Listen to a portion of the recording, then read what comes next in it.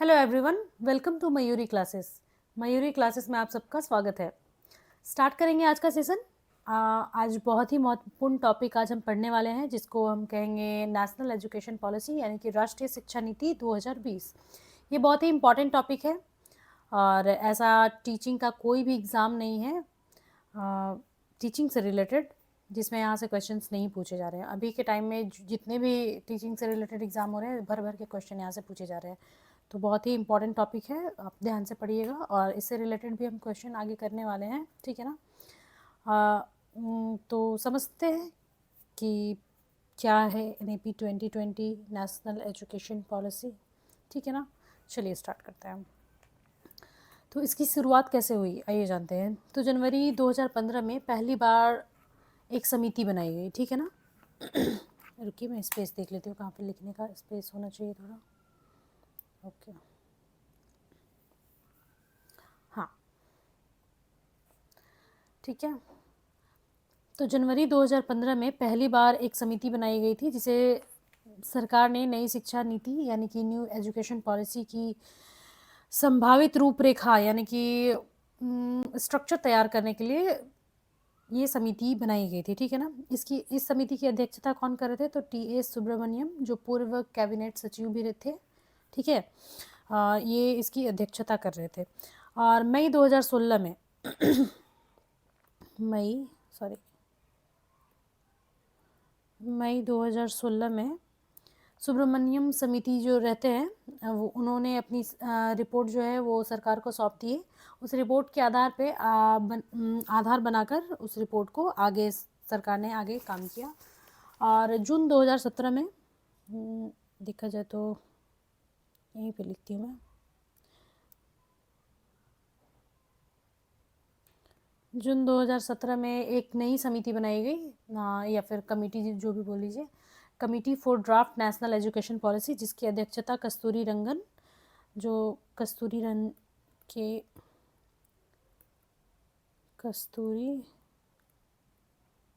रंगन, इसको कस्तूरी रंगन समिति भी कहा जाता है। ये इसकी अध्यक्षता कर रहे थे और ये जो हैं वो पूर्व इसरो के प्रमुख भी थे, ठीक है ना। तो मई आगे चल के मई 2019 में, ठीक है ना, यहाँ पे मैं लिखती हूँ 2019 में मई में ड्राफ्ट NEP 2019 को सार्वजनिक किया गया, ठीक है ना। इसे वेबसाइट और अलग अलग प्लेटफॉर्म पे रखा गया ताकि आम जनता जो है या राज्य, स्कूल, कॉलेज, टीचर्स, प्रोफेसर जितने भी हैं उनसे सुझाव लिया जा सकते, आम जनता से सुझाव लिया जा सके इनपुट लिया जा सके कि ये जो स्ट्रक्चर न्यू एजुकेशन पॉलिसी का तैयार किया गया है वो स्ट्रक्चर सही है या नहीं, सही है या गलत है, ये तैयार कर मतलब जानने के लिए उन्होंने इस जो ड्राफ्ट है 2019 में, जो ड्राफ्ट NEP 2019 है, उसको वेबसाइट पे पब्लिक कर दिया जाता है, ठीक है। और आगे चल के एक सेकेंड में पेज देख रही हूँ, हाँ यहाँ पे जगह है। तो आगे चल के 29 जुलाई, ठीक है ना, जुलाई 2020 में 29 जुलाई 2020 में यूनियन कैबिनेट ऑफ इंडिया यानी कि केंद्रीय मंत्रिमंडल ने NEP 2020 को आधिकारिक रूप से मंजूरी दे दी, यानी कि एक्सेप्टेंस मिल गया इसको, ठीक है ना। फिर NEP 2020 से पहले कौन सी नीति थी? पुरानी नीति भी तो होगी ना इससे पहले, जिसको चेंज किया जा रहा था। तो पुरानी नीति थी नेशनल पॉलिसी ऑन एजुकेशन 1986। क्या थी? 1986, ठीक है। यानी कि NEP 2020 ने 34 साल बाद शिक्षा नीति में बड़ा बदलाव किया, ठीक है। 34 साल का डिफरेंस आया है। अगर एग्ज़ाम में पूछे कि NEP 2020 किसकी अध्यक्षता में अप्रूव हुआ, तो क्या आप लिखेंगे? NEP 2020 की, या फिर ये भी पूछ सकता है कि उसकी अध्यक्षता किसने की थी, तो कस्तूरी रंगन होगा इसका आंसर, ठीक है ना, क्योंकि ये इस तरह से क्वेश्चन पूछते हैं। तो NEP 2020 का नया फॉर्मेट क्या है पूछा जाएगा? न्यू फॉर्मेट क्या है? तो 5+3+3+4, ये हो गया आपका न्यू फॉर्मेट, ठीक है ना। और पुरानी फॉर्मेट कौन सी थी? तो ये इसने रिप्लेस किया है 10+2 को, इसको रिप्लेस करके 5+3+3+4 ये किया गया है, ठीक है ना। तो इसका क्या है मतलब, आगे चल के यहाँ पे देखते हैं। ये देखिए यहाँ पे लगा रखा है 5+3+3+4 ये है। तो स्टार्टिंग के जो 5 साल होते हैं इसको फाउंडेशनल स्टेज बोला जाता है, ठीक है ना। फाउंडेशनल स्टेज, इसमें क्या होता है कि बच्चे प्राइमरी लेवल पे पढ़ते हैं, मतलब आंगनवाड़ी वगैरह हो गया, आंगनवाड़ी में पढ़ सकते हैं, ठीक है ना, या फिर प्री प्राइमरी जो होते हैं उसमें। तो 3 साल से स्टार्ट होता है बच्चों का पढ़ाई, ठीक है ना। फाउंडेशनल स्टेज इसको बोला जाता है 5 साल तक का। और 4 से 5 साल में बच्चे जो हैं 1 क्लास, मतलब यहाँ पे 1 से 2 क्लास तक का ये फाउंडेशनल स्टेज में कर लेते हैं, जो कि एज आपका लेके चला जाए तो 6 to 8 हो जाएगा लगभग। तो फिर ये जो 3 लिखा हुआ है 3, ये जो है ना, मान लीजिए ये हुआ ना, ये तो फाउंडेशनल हो गया 5, ये 3 हुआ, ये 3 हुआ और ये 4 हुआ, ठीक है ना। तो इसका क्या मतलब है, मैंने बताया स्टार्टिंग में आंगनवाड़ी का होता है, वहाँ पढ़ेंगे बच्चे, प्री प्राइमरी लेवल के होते हैं। उसके बाद प्रिपरेटरी स्टेज होता है ये वाला, ये जो 3 है ये प्रिपरेटरी स्टेज होगा। फिर प्रिपरेटरी स्टेज में डिस्कवरी एंड एक्टिविटी बेस्ड होता है, बच्चों को प्ले वे मेथड से इंटरेक्ट किया जाता है, खिलाया जाता है, पढ़ाया जाता है। फिर बीच में हो गया मिडिल स्टेज, ठीक है, इसमें क्लास 6 to 8 आएंगे, 6 to 8 क्लास, ठीक है। इसमें कौन सी क्लास आएंगे, सॉरी 6 to 8 क्लास नहीं होगा, मिडिल में, हाँ मिडिल में 6 to 8 ही होगा, माय मिस्टेक। फिर लास्ट में सेकेंडरी स्टेज होगा, सेकेंडरी में हो गया, सेकेंडरी में कौन से क्लास तक होगा, 9 to 12, ठीक है ना, 9 to 12 का क्लास, ये फोर्थ जो स्टेज है जिसको सेकेंडरी स्टेज बोला जाता है, ठीक है। बच्चे का एजुकेशन 3 वर्ष की उम्र से स्टार्ट हो जाना चाहिए। पूछेगा कि मतलब एग्ज़ाम में पूछता है कि बच्चे का मतलब एजुकेशन जो है वो कितने साल से स्टार्ट हो जाना चाहिए। तो NEP 2020 के अकॉर्डिंग बच्चे का जो स्कूलिंग है या एजुकेशन है वो 3 वर्ष से 3 साल की उम्र से स्टार्ट हो जाना चाहिए, ठीक है ना। चलिए आगे देखते हैं। ये तो मैंने डिफ़ाइन कर दिया है, ये मैं आपके समझने के लिए अलग से इसको तैयार करके रखा हुआ था। क्लास 5 तक शिक्षा मातृभाषा यानी कि स्थानीय लैंग्वेज जो है उसका मदर टंग जो है उसी लैंग्वेज में पढ़ाया जाएगा। ये यहाँ पे कुछ ये है, ठीक है ना। तो एक सेकेंड मैं यहाँ पे करती हूँ। तो 5 वर्ष तक उसको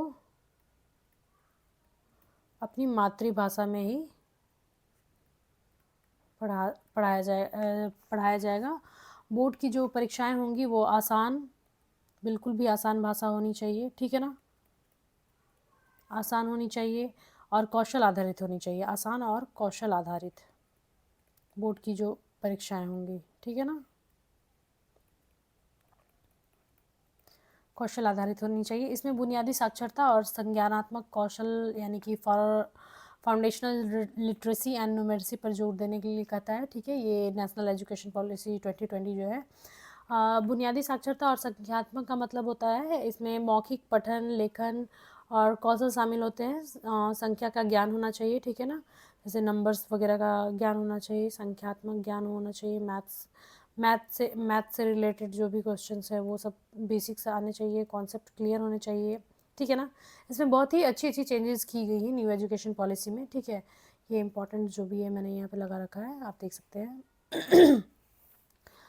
और जैसे कि आप 3 4 साल की स्नातक डिग्री जो होती है, ग्रेजुएशन वाले जो होते थे 3 से 4 साल की स्नातक डिग्री के विकल्प मल्टीपल एंट्री है, ठीक है। मल्टीपल एंट्री का कहने का मतलब इनका ये है कि पहले क्या होता था कि एक बार आपने एडमिशन ले लिया, ठीक है, फर्स्ट ईयर का एग्ज़ाम दिया, फिर सेकेंड ईयर का एग्ज़ाम दिया, फिर थर्ड ईयर का एग्ज़ाम दिया, ठीक है ना। तो इसमें क्या हुआ ना कि आप सेकेंड ईयर तक का क्वालिफाई कर लिए, फर्स्ट ईयर भी पास हो गए, सेकेंड ईयर भी पास हो गए, थर्ड ईयर में कुछ आपकी फैमिली में या आपके लाइफ में कुछ ऐसी प्रॉब्लम आई कि आप ये एग्ज़ाम नहीं दे पाए और 3 4 साल का गैप हो गया। तो उसके बाद आपको पढ़ाई शुरू करने के लिए क्या करना होता था कि फिर से आपको एडमिशन लेना पड़ता था कॉलेज में जाके, ठीक है। और उसके बाद फर्स्ट ईयर फिर से पास करना होता, फिर सेकंड ईयर पास करना होता, फिर थर्ड ईयर का आप एग्ज़ाम दे पाते। तो अभी ये चीज़ हटा दिया गया है और इसमें क्या किया गया है कि आपको मतलब छोड़ने के 3-4 साल के बाद भी फर्स्ट ईयर का एग्ज़ाम आपका जो पहले दिया हुआ था वही काउंट होगा, सेकंड ईयर का जो दिया है उसके बाद आपको डायरेक्ट थर्ड ईयर का कंटिन्यू कर दिया जाएगा। मतलब आपको स्टार्टिंग से फर्स्ट ईयर सेकंड ईयर पढ़ने की ज़रूरत नहीं है, ठीक है। 2030 तक केवल 4 वर्षीय इंटीग्रेटेड बीएड ही शिक्षक बनने के लिए अनिवार्य होंगे। 2030 तक मतलब 4 साल जो स्टार्टिंग में ही जो होते हैं ग्रेजुएशन में आप एडमिशन इंटर करोगे, तो उसी टाइम आपको डिसाइड कर लेना होगा कि आपको टीचर बनना है कि नहीं। अगर बनना है तो उसी टाइम में आपको बीएड ले लेना होगा, ठीक है ना। तो वही शिक्षक बन पाएंगे। वो ऑप्शन नहीं होगा कि चलो पीजी कर लिए, ग्रेजुएशन कर लिए, उसके बाद में हम बीएड कर रहे हैं, तो वो कॉन्सेप्ट हट जाएगा, ठीक है ना। चलिए नेक्स्ट देखते हैं आगे। जैसे कि इसमें ये भी किया गया है बहुआयामी एवं समग्र शिक्षा। बहुआयामी एवं समग्र शिक्षा, इसे क्या मतलब है? तो यानी कि आर्ट्स साइंस कॉमर्स जितने भी थे सब्जेक्ट, ठीक है ना, आर्ट्स साइंस कॉमर्स जितने भी थे, इनके बीच की दीवारें हट जाएंगी। स्टूडेंट किसी भी स्ट्रीम से किसी भी विषय को चुन सकते हैं। मतलब कि अगर मैं साइंस की स्टूडेंट हूँ और मुझे कुछ कॉमर्स के सब्जेक्ट पसंद है, कुछ आर्ट्स के सब्जेक्ट, यानी कि मुझे हिस्ट्री भी लेना है, मुझे इकोनॉमिक्स भी लेना है और मुझे बायोलॉजी भी लेना है, तो ये इसमें बाउंड्री नहीं रहेगी कि आप साइंस ले रहे हो तो आपको सिर्फ मैथ्स आप ले सकते हो या सिर्फ फिजिक्स या केमिस्ट्री ले सकते हो, बाकी के सब्जेक्ट नहीं ले सकते हो। आर्ट्स वाले का भी ये बाउंड्री हट जाएगा। अगर उन्हें बायोलॉजी भी पढ़ना है साथ में, हिस्ट्री पॉलिटी के साथ में, तो वो पढ़ सकते हैं। इसमें ये बाउंड्री हट गई है और ये बहुत ही अच्छा है स्टूडेंट्स के लिए। अपने इंटरेस्ट के अकॉर्डिंग वो पढ़ाई कर सकते हैं। कुछ इम्पॉर्टेंट जो पॉइंट्स हैं एनईपी के, ये सारे हैं। ये होलिस्टिक एजुकेशन है, आपका emphasis on arts and humanities है, मल्टीलिंगुअलिज्म एजुकेशन है, फोकस ऑन वोकेशनल एजुकेशन है, ये सब सारे इम्पॉर्टेंट है इसके प्रोस्पेक्टिव से, ठीक है। आधुनिक और लचीली शिक्षा होनी चाहिए, ये एनईपी 2020 के अकॉर्डिंग। बहुविषयी सीखने का अवसर, मतलब यही मल्टीलिंगुअलिज्म, ठीक है ना। कौशल आधारित प्रशिक्षण, तकनीकी उपयोग, मातृभाषा पर जोर, समग्र विकास पर ध्यान, ये सारे इम्पॉर्टेंट है। भारत में अब तक 3 बार मुख्य राष्ट्रीय शिक्षा नीति चेंज हो चुकी है। ये भी एग्ज़ाम में पूछ सकता है आपसे कि ये मतलब कौन सा है और कितनी बार ये चेंज हो चुका है शिक्षा नीति जो है। तो सबसे स्टार्टिंग में कब बना था शिक्षा नीति? तो 1968 में सब पहली बार, फर्स्ट, ठीक है। उसके बाद सेकंड में 1986 में सेकंड, ठीक है। और 2020 में हर नीति उस समय की, मतलब लास्ट में तो आपको तो पता ही है कि 2020 में जो चेंज हुआ है नेशनल एजुकेशन पॉलिसी, जो न्यू एजुकेशन पॉलिसी भी है, ठीक है ना। और हर नीति को उस समय की शैक्षिक, सामाजिक और आधुनिक स्थिति को देखते हुए रखा गया था। जैसे इस टाइम में जो बनाया गया था उस समय की जो ज़रूरत थी उसके अनुसार बनाया गया। 1986 की जो एजुकेशन पॉलिसी थी वो उस समय की ज़रूरत और उस समय के आर्थिक स्थिति को देखते हुए बनाया गया था और सुधारों और विस्तार को देने की कोशिश की गई थी इसी वजह से। और वर्तमान में जो शिक्षा नीति लागू है वो 2020 की है, जो प्राथमिक शिक्षा से लेकर उच्च शिक्षा तक समावेशित लचीलापन और आधुनिकता पर जोर देती है, ठीक है ना। चलिए कुछ इंपॉर्टेंट क्वेश्चंस भी देख लेते हैं, ठीक है। क्वेश्चंस मैंने लगा रखे हैं, ये सब इम्पॉर्टेंट है। ये परख है, performance assessment review and analysis of knowledge for holistic development, इसका फुल फॉर्म है। एग्ज़ाम में ये भी पूछ सकता है, ठीक है ना। परख का फुल फॉर्म क्या है? तो पी से परफॉर्मेंस, ए से असेसमेंट, आर से रिव्यू, ए से एनालिसिस और के से नॉलेज, एस से होलिस्टिक डेवलपमेंट, ठीक है ना। ये परख का फुल फॉर्म है। नेशनल एजुकेशन पॉलिसी की जो वेबसाइट है वहाँ पे डाला हुआ है, तो मे भी एग्ज़ाम में पूछ सकता है ये सब फुल फॉर्म्स वगैरह, तो ये सब ध्यान में रखिएगा, ठीक है। चलिए देखते हैं क्वेश्चंस, ठीक है। हाँ, ये भी मुझे बताना था। No language is being imposed, कोई भी लैंग्वेज बच्चे पे थोपा नहीं जाएगा, ठीक है ना। ये न्यू एजुकेशन पॉलिसी कहता है कि कोई भी लैंग्वेज जो है, कोई भी भाषा बच्चे पे थोपा नहीं जाएगा और उससे 5वीं क्लास तक उसकी मातृभाषा में ही पढ़ाया जाए तो ज़्यादा बेहतर है, और वही होना चाहिए, क्योंकि बच्चा छोटा होता है और उसे अपनी मातृभाषा में वो कंफर्टेबल होता है, अच्छे से समझ भी सकता है, बोल भी सकता है, कम्युनिकेशन में कोई प्रॉब्लम नहीं होती है, तो वो लैंग्वेज स्टिल ग्रेड 5, ठीक है ना। Sanskrit as an optional at all levels, ये ऑप्शनल है। 3 लैंग्वेज फार्मूला जो कोठारी आयोग का जो भाषा सूत्र है उसकी बात करता है। मल्टीलिंगुअलिज्म की बात करता है, बहुभाषी जो है उसकी बात करता है NEP 2020, ठीक है ना। तो चलिए आगे देखते हैं क्वेश्चंस। क्वेश्चन नंबर 1 आपके स्क्रीन पे आंसर कीजिएगा। NEP 2020 कब मंजूर की गई थी? When was NEP 2020 approved? Options आपके सामने है, तो इसका आंसर बहुत इजी है, इसलिए मैं टिक कर दे रही हूँ, ज़्यादा टाइम नहीं दे रही हूँ। 2020, ठीक है ना। चलिए नेक्स्ट क्वेश्चन की तरफ चलते हैं। Question number 2, who chaired the NEP 2020 committee? ये मैंने बताया था कि इस तरह के क्वेश्चंस आते हैं, तो इसका क्या हो जाएगा? NEP 2020 समिति की अध्यक्षता किसने की थी? तो इसका आंसर होगा कस्तूरी रंगन, ठीक है। Next question, question number 3, what structure is proposed under NEP 2020? NEP 2020 के तहत कौन सी संरचना प्रस्तावित है, कौन से फॉर्मेट पे है NEP 2020? आंसर करेंगे तो सभी को पता है 5+3+3+4, ठीक है। Next question, question number 4, foundational stage being at what as?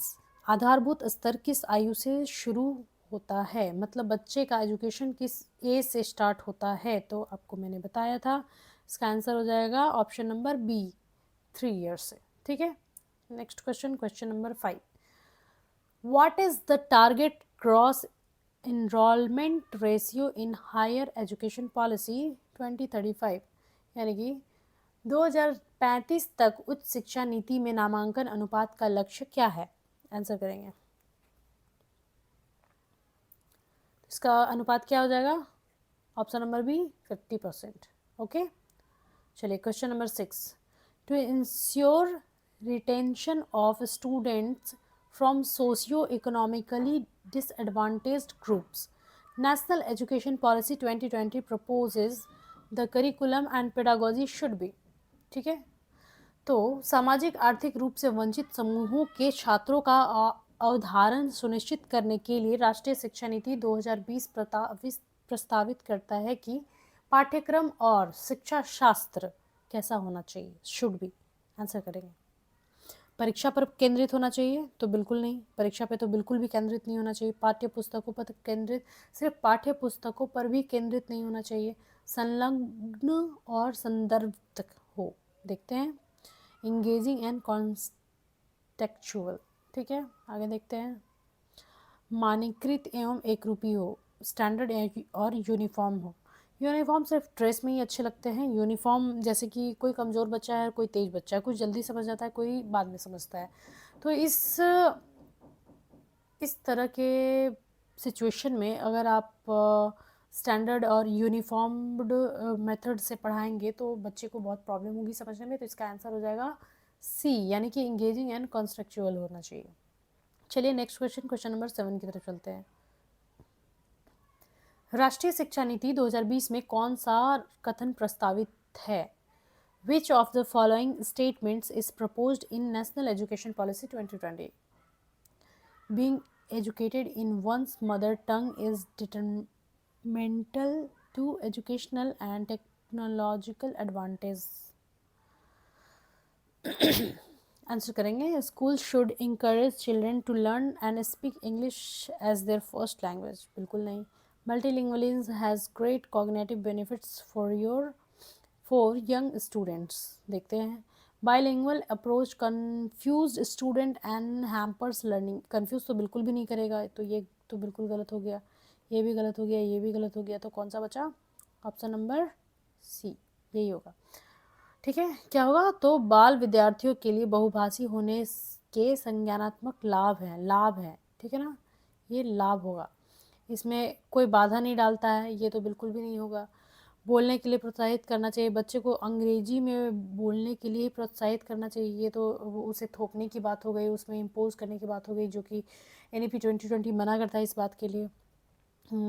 अपनी मातृभाषा में शिक्षित होना शैक्षिक तकनीकी उन्नति में बाधक है? बिल्कुल बाधक नहीं है। कैसे बाधक है? वो तो माध्यम है ना, साधन है।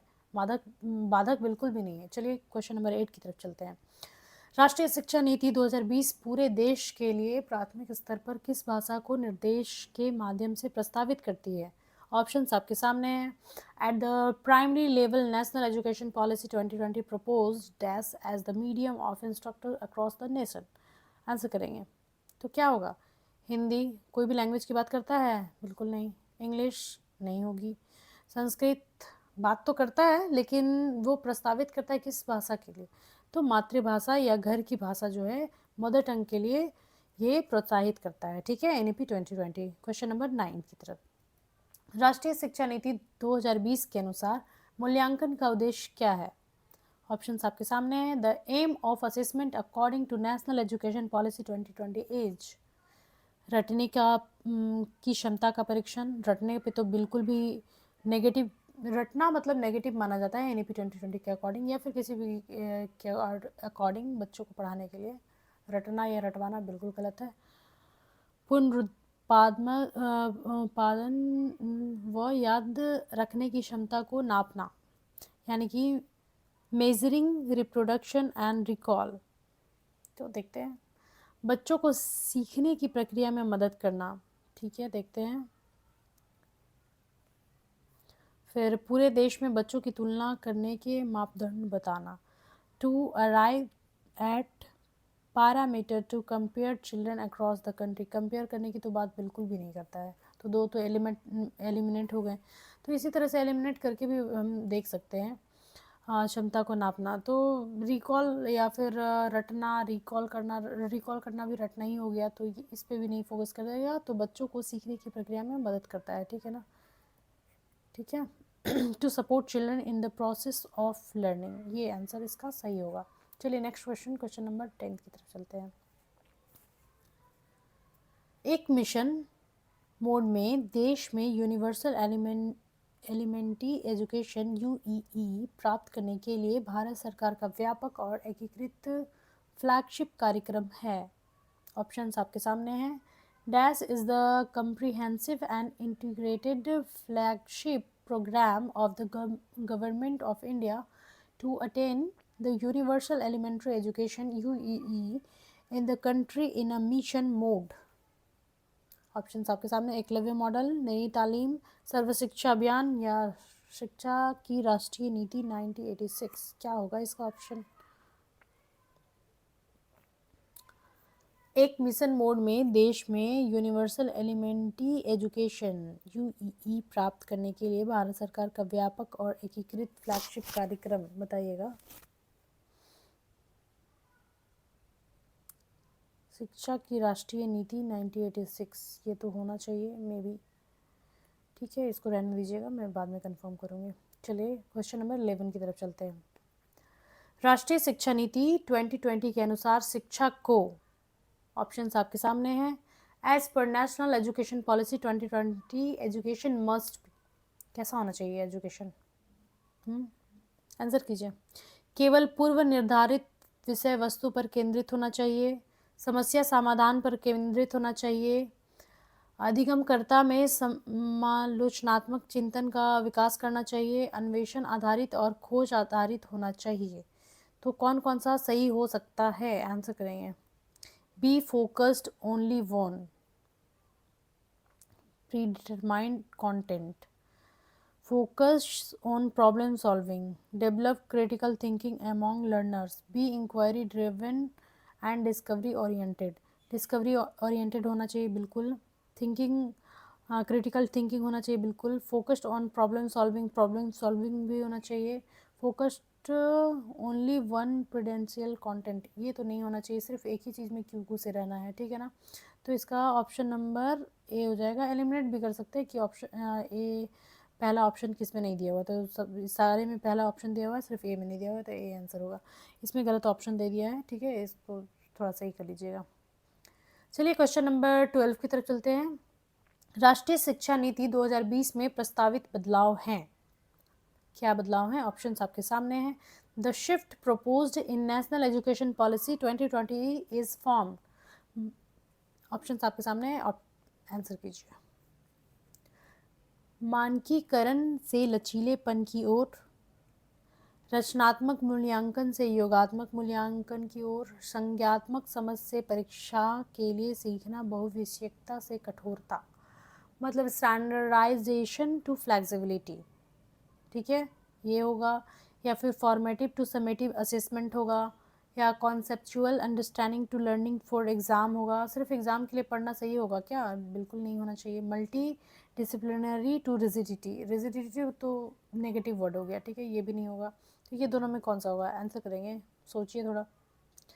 मानकीकरण से लचीलेपन की ओर, स्टैंडर्डाइज टू फ्लेक्सिबिलिटी, रचनात्मक मूल्यांकन से योगात्मक मूल्यांकन, फॉर्मेटिव टू समेटिव। तो इसका आंसर क्या हो जाएगा? Option number A, formative to summative, नहीं सॉरी, स्टैंडर्डाइजेशन टू फ्लेक्सिबिलिटी। चलिए next question, question number 13।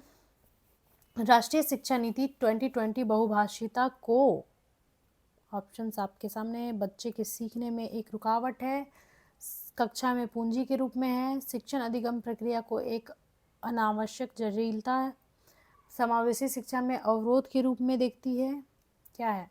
Answer करेंगे। National education policy 2020 considers multilingualism, बहुभाषिता क्या है 2000 NEP 2020 के अकॉर्डिंग? तो बच्चे के सीखने में एक रुकावट है, रुकावट है क्या बहुभाषिता? रुकावट तो बिल्कुल भी नहीं है, तो रुकावट ये गलत हो जाएगा। कक्षा में पूंजी के रूप में है, हो सकता है। शिक्षण अधिगम प्रक्रिया को एक अनावश्यक जटिलता, बिल्कुल भी नहीं, अनावश्यक तो बिल्कुल नहीं है ये। समावेशी शिक्षा में अवरोध, अवरोध भी नहीं है, ये तो ये नेगेटिव वर्ड हो गया, तो इसमें क्या होगा? ये होगा as asset, as an asset in the classroom, ठीक है। ये बच्चे के लिए रुकावट या अवरोध नहीं है, ये बच्चे के लिए मतलब एक अच्छा की है, वो उसको एक रूट देता है, उसे एक अनकंफर्टेबल नहीं फील होगा, वो कंफर्टेबल रहेगा क्लास में आने के बाद, अटेंटिव रहेगा, उसे बोलने में हिचकिचाहट नहीं होगी, अच्छे से ज़्यादा बात कर पाएगा, कम्युनिकेशन स्किल्स उसकी बढ़ेगी, ठीक है। चलिए क्वेश्चन नंबर 14 की तरफ चलते हैं। सॉरी, क्वेश्चन आपके सामने। राष्ट्रीय शिक्षा नीति 2020 सामाजिक आर्थिक रूप से वंचित समुदायों में आने वाले विद्यार्थियों के अवधारण के लिए क्या प्रस्तावित करती है?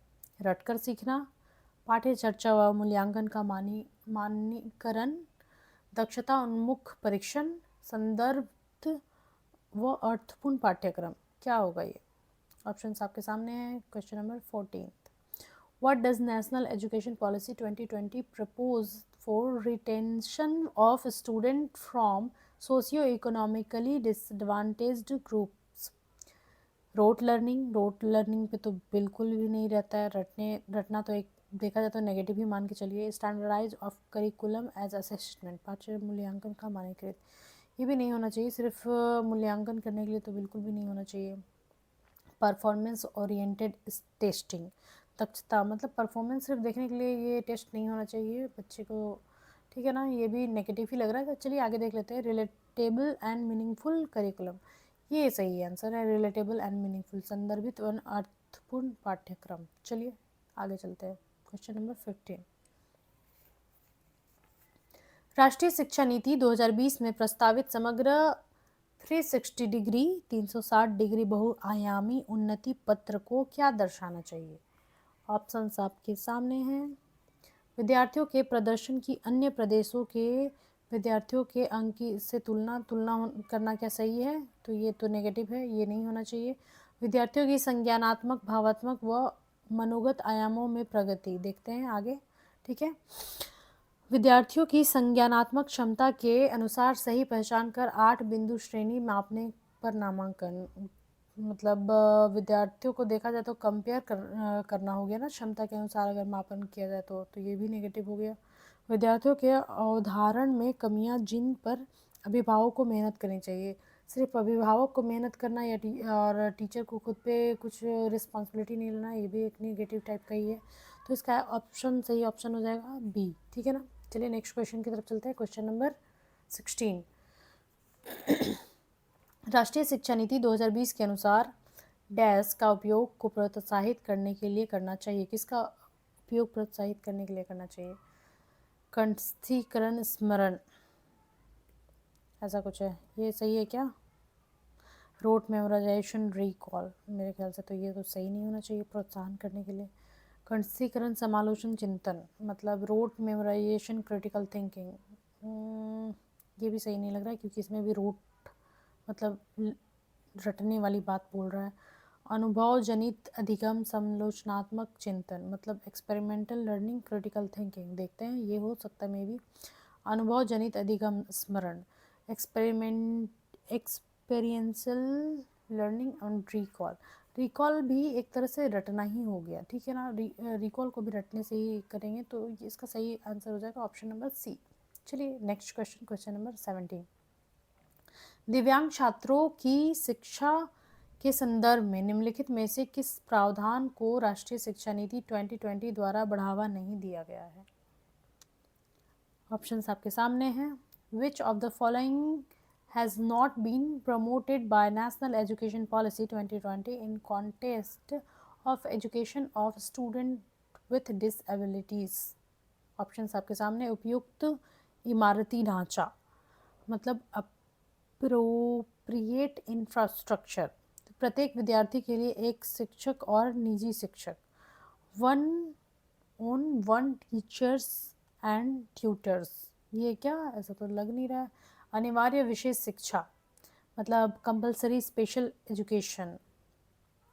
फिर लास्ट ऑप्शन है उपयुक्त तकनीकी सुविधाएं, मतलब सुटेबल टेक्नोलॉजिकल इंटरवेंशंस। तो इसका ऑप्शन क्या हो जाएगा? मुझे लगता है कंपलसरी स्पेशल एजुकेशन, ये होना चाहिए, ठीक है ना, option number C. Next question, question number 18।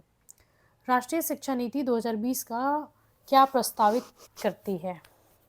National education policy 2020 proposed क्या प्रस्तावित करती है? ऑप्शन आपके सामने है, देखिए।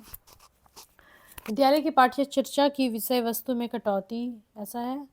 विद्यालय की पाठ्य चर्चा के लचीलेपन में वृद्धि, रटंत अधिगम को महत्व देना, विवेचनात्मक चिंतन को महत्व देना, मतलब कि reduction in content of school curriculum.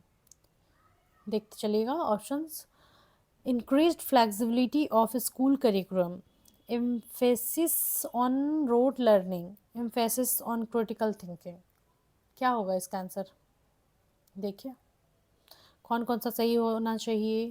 विद्यालय की पाठ्य चर्चा की विषय वस्तु में कटौती, ये सही है क्या? तो घटाया तो किया गया है, बस्ता को कम किया जाना है, मतलब बच्चे का जो वजन, जो बैग का वजन है उसको कम करने की तो बात की गई है, तो फिर ये तो सही होगा ऑप्शन नंबर 1। फिर उसके बाद विद्यालय की पाठ्य चर्चा के लचीलेपन में वृद्धि, हाँ ये फ्लेक्सिबिलिटी की तो बात करता है, ये भी है, सही है। फिर आपका रटन तरीकम को महत्व देना, रटना तो स्टार्टिंग से ही नेगेटिव है, तो ये तो नहीं होगा। विवेचनात्मक चिंतन को महत्व देना, मतलब एम्फेसिस ऑन क्रिटिकल थिंकिंग पे भी बात करता है, तो ये पहला, दूसरा और चौथा। तो ऑप्शन में देख लेंगे पहला, दूसरा और चौथा कौन सा है, पहला, दूसरा, चौथा, ऑप्शन नंबर सी, ठीक है, तो इसका आंसर हो जाएगा सी। चलिए नेक्स्ट क्वेश्चन, क्वेश्चन नंबर 19।